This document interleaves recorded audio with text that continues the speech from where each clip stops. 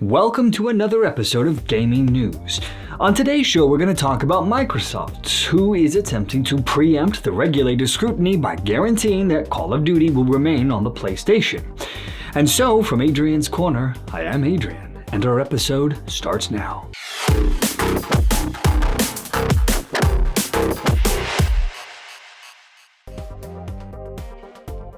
So, as the FTC begins to focus in on the Microsoft Activision Blizzard deal, Microsoft is making moves on a charm offensive to preempt whatever moves the US Federal Trade Commission might make here. See, the Microsoft's acquisition of Activision Blizzard isn't a done deal yet, as one significant hurdle remains, which of course is clearing the antitrust investigation by the FTC. And considering Nvidia's failed attempt to pick up the company ARM, we can see why Microsoft is making every effort to set the table in their favor. Now, to do this, Microsoft's opening salvo is a blog post titled Adapting Ahead of Regulation, a Principled Approach to App Stores. In it, President and Vice Chair Brad Smith outlined Microsoft's commitment to their growing role and responsibility as they start the process of seeking regulatory approval, which is clearly meant to address the increasing regulatory concern around app stores, access, and of course payments. For example, in the article they wrote, they said that the principles we are adopting today will also ensure we're providing the best possible experience for creators and customers of all sizes.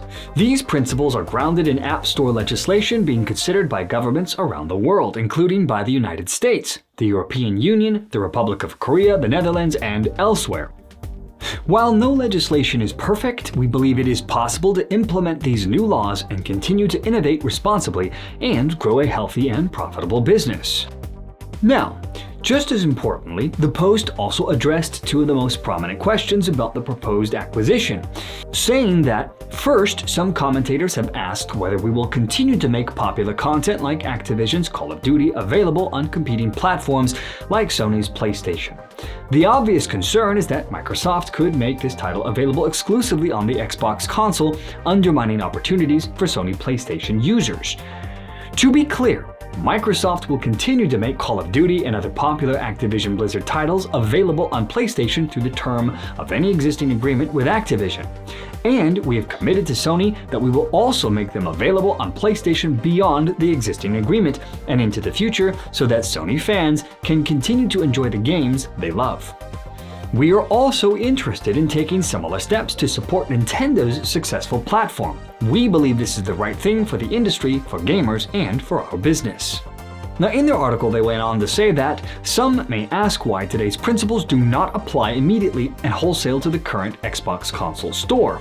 It is important to recognize that emerging legislation is being written to address app stores on those platforms that matters most to creators and consumers, meaning PC, mobile phones, and other general-purpose computing devices.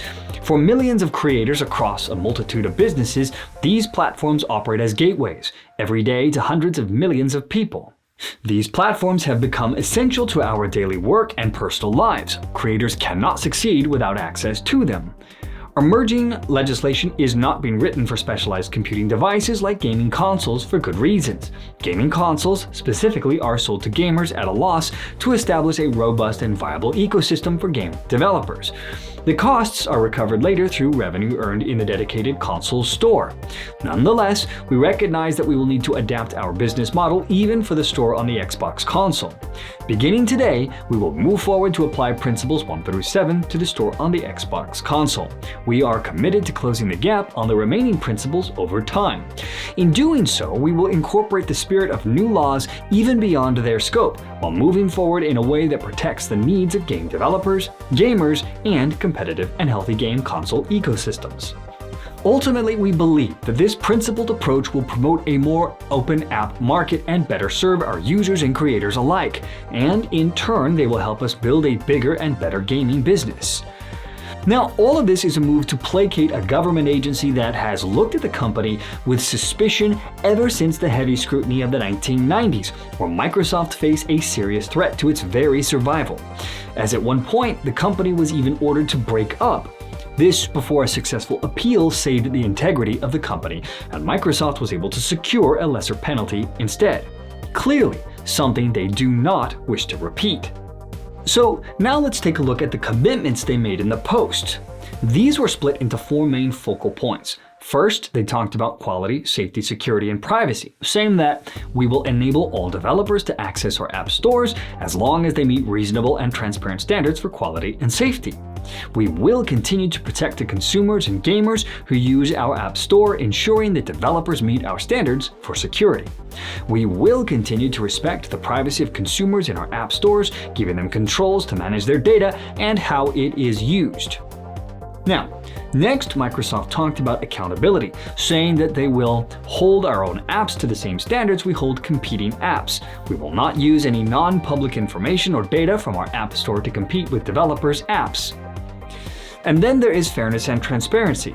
Microsoft said here that they will treat apps equally in our app store without unreasonable preferencing or ranking of our apps or our business partners' apps over others. We will be transparent about rules for promotion and marketing in our app store and apply these consistently and objectively.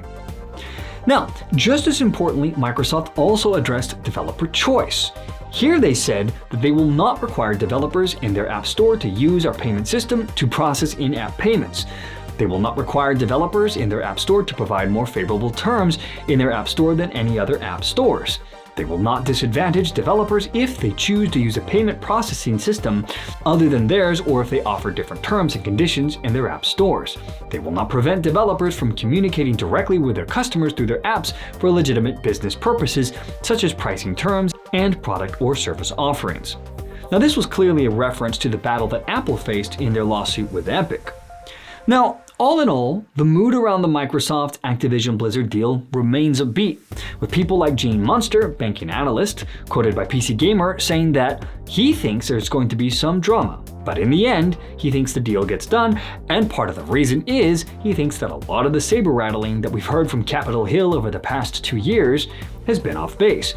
He thinks that these big tech companies, despite frustration from many about the kind of wealth that they've created for themselves, that they're ultimately making consumer lives better. In any case, the games are afoot now for Microsoft and the FTC, and it will be interesting to watch this continue to develop as the days, weeks, and months go by. And that, my friends, brings our episode to a close once more. As always, thank you so much for joining me on the show today. From Adrian's Corner, I am Adrian, and I will see you all next time.